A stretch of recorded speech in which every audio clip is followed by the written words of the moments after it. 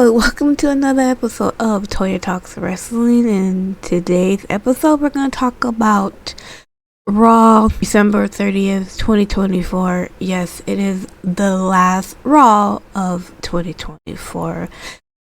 This Raw was pretty good. It was okay. You know, they are obviously gearing up for Netflix, which will be this Monday coming up next week, which I am super excited about. I cannot wait. I am just biting at the bit, as they say. Anyways, I want to talk about a couple of things that happened on Raw last night. So, Raw started off with the New Day. Actually, started off with the commentaries, Wade Barrett and Joe Tessitore. And then the New Day's music hit, which, by the way, I don't want the New Day's music to play. If they are heels, it kind of just, for me, messed up the vibe of them being heels, because they actually had their music, their old music or whatever, playing in the arena. I think they should just come out just talking or whatever. You know what I mean? Give more of that heel vibe, right?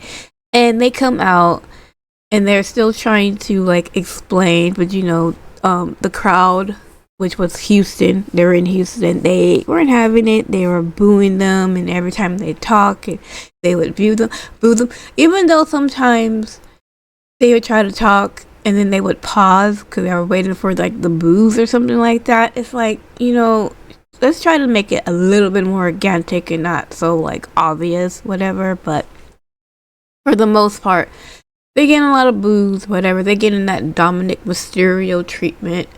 And then they finally get to the ring, and they're still getting booed and all this other stuff. And then you hear Jay Uso's music hit, and the crowd went crazy.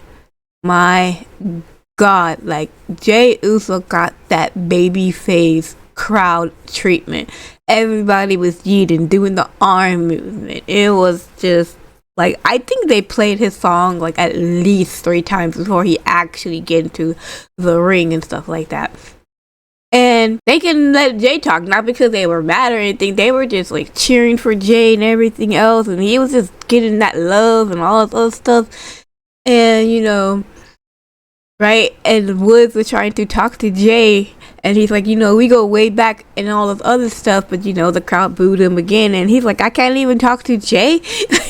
And they're like, no, they're still booing you, dude. You can't talk, period. You don't have no say at all, right? And eventually, I don't even know what Jay said, because there was the crowd was shouting for Jay so loud I couldn't even hear Jay. Eventually, Jay ends up just saying, New Day sucks, and doing the little New Day sucks, and then they're talking or whatever and all this other stuff.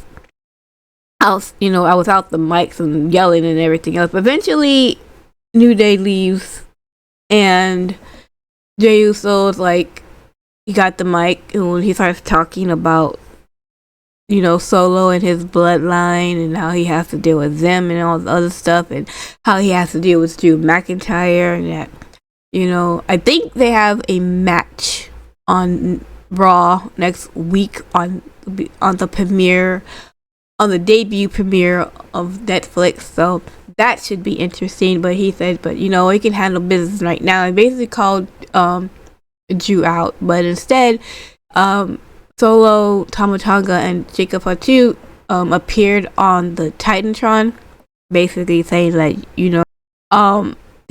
Solo was talking about how he's going to take care of, Roman Reigns, and how once he does that, he's going to be your tribal chief. He's going to be Juice's tribal chief and everything else like that, and you ain't going to have to worry about anything else. And that saying that, basically him and Jimmy made a mistake when they teamed up with Roman after what Roman did to them, and they should have teamed up with him instead.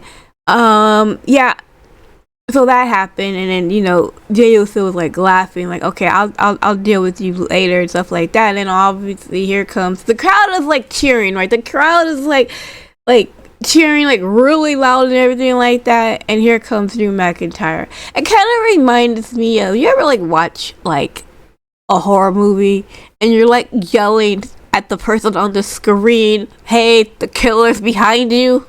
That's how the audience felt for me, for Jay. Like, you don't hear the audience like getting hyped up for like no reason, like, turn around.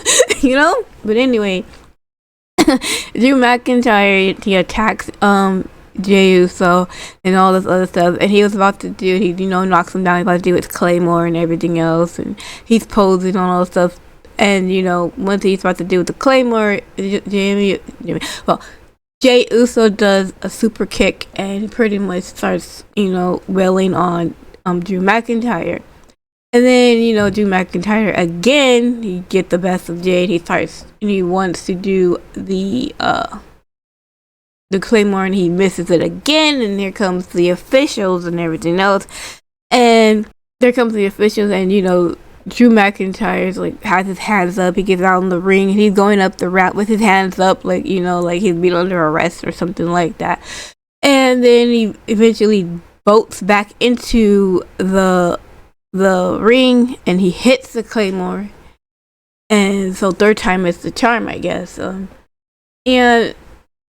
starts beating up on again, and then he ends up, like the official ends up taking him out the ring, and that was pretty much how Raw got started. So, but I think, like I said, I think they have this match on Netflix. Netflix is gonna be such fucking crazy, dude. Like, it's gonna be crazy.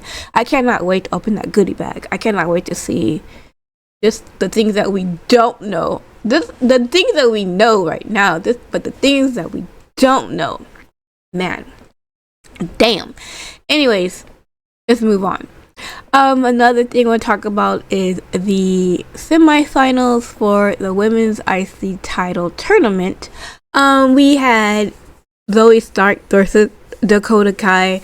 I think a lot of people sleep on Zoe Stark and Dakota Kai. I really do. I think they're really awesome. When they're good, they are really fucking good. And this was a really good match. And if you have not seen this match, I suggest you go on YouTube, go to WWE's YouTube, and go watch this match. It's worth the watch. Anyways, Dakota Kai ends up advancing and beating Zoe Stark. So I was actually kind of surprised by that, actually, but it was a good match, and I think it was the guy deserved it, because I think Dakota Kai is really good. On the other side, you had Io Sky versus Lyra Valkyria. Now, let me just say that once Io Sky was put in the tournament, I figured, damn, she's going to win the whole thing. I was wrong. I was completely wrong, because Lyra Valkyria beat Io Sky. So at the finals, which will be on January 14th, it will be Dakota Kai versus Lyra Valkyria. I think my original thought was that Lyra Valkyria was going to win the match and win the title, because I think they're trying to prop Lyra Valkyria up, because a lot of people, like I said, a lot of people sleep on Lyra Valkyria too. I don't know. I think they just think of her as like Becky's friend, or like Becky 2.0 or something like that, or whatever. I'm not exactly sure, but I think that they do that. And I don't know if Becky comes back, that she goes after the IC title if Lyra Valkyria wins. I'm going to go with Lyra Valkyria for the whole thing, but I would not be mad if Dakota Kai wins and everything else, and if it helps a little bit of damage control, stuff like that. I'm fine with both, but I think it's going to be Lyra. That was my original pick. I'm going to go back to my original pick and pick Lyra. So we'll find out on January 14th on Raw. They had a video promo vignette between Liv Morgan and Rhea Ripley, basically saying that this feud, it needs to end. Yes, I agree. It should have ended a long freaking time ago, but yes, it needs to end. Now, I don't know if this is true or not.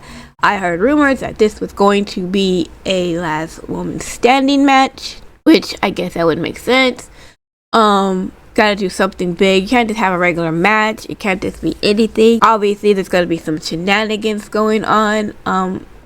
Maybe Becky Lynch will help Rhea Ripley. I don't know. I don't know what's going to happen. I don't even know if this is actual match. We won't know until Netflix. But yeah, it was a cool vignette. I really liked it. It's basically saying that this needs to be over. I agree, 100%, totally agree.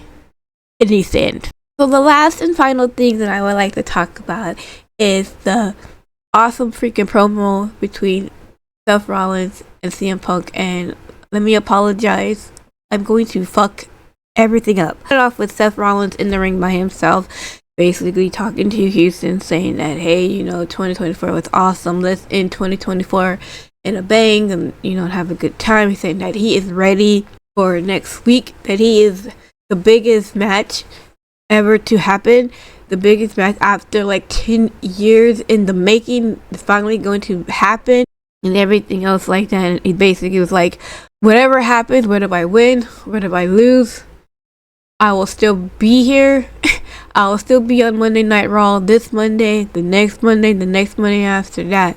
I can't say the same for my opponent, CM Punk, because if he doesn't win, he might just take his ball and go home, and maybe he might come back for another 10 years, who knows. But as for me, Seth freaking Rollins, I'll still be here, yada yada.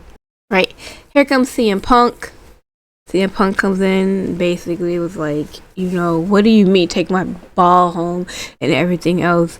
He's like, did Stone Cold Steve Austin take his ball home? Wait, what about the man and your wife? We haven't seen her in a while. Did she take your ball home? Take her ball and go home? And Seth Rollins was like, no, my wife is going there taking care of our baby, something that you don't know nothing about, because CM Punk got no children, he just got the dog.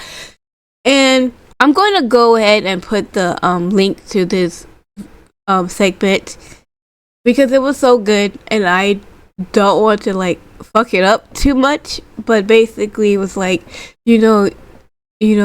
like, you're not mad. CM Punk was like, you're not mad because I left these people. You're mad because I left you. And everything else like that. And he's like, well, that's okay because I'm about to beat your ass, little brother, and stuff like that. And he's like, well, no. Rollins like, no, that's not going to happen. I'm going to beat your ass. I'm going to be the big brother now and all this other stuff. It was going back and forth. And it was such a good segment. And I don't know. I can't give it any justice. So I'm just gonna go ahead and put the link to that video, to that segment, to that full segment down below, and you can go check it out. But man, it got me hyped for this match. I cannot wait for this match. This match should be the main event. Netflix on Raw. Excited about Netflix. I am just dude, you have no idea. Like, I have been like waiting, anticipating so much on this stuff, and it is going to be in Los Angeles. I wish I could go. I can't go, unfortunately, but I wish I was able to be there. But we're probably gonna go at in the afternoon to see what's going on around there, because I'm pretty sure there's gonna have some stuff going on and everything else. I'm gonna go and take the kids with me to see it and hang out and stuff like that, and come back in time to watch Netflix on Raw. Next time Raw on Netflix, man. I'm too excited. I'm sorry, guys. It's gonna be so good. I can't wait. But anyway, that is all for today. It is New Year's Eve, so I hope you guys have a great time. I hope you guys had the best year ever. I will have my toy year in review, probably not tonight, probably sometime later on in the week, probably on Friday or whatever. I am not sure, but I will have it and give you an update and give you what is gonna come next or what might not come next. I don't know yet. We will see. But everybody, please be safe. Do not drink and drive. Get your Ubers, get your Lyfts, get your whatever other taxis and all that stuff like that. If you are gonna go drinking and driving, have a DD or something like that. Please be safe. We need you all to make it in 2025. I love you guys. Happy New Year, and I will see you. Well, I'll see you next year. Okay, bye.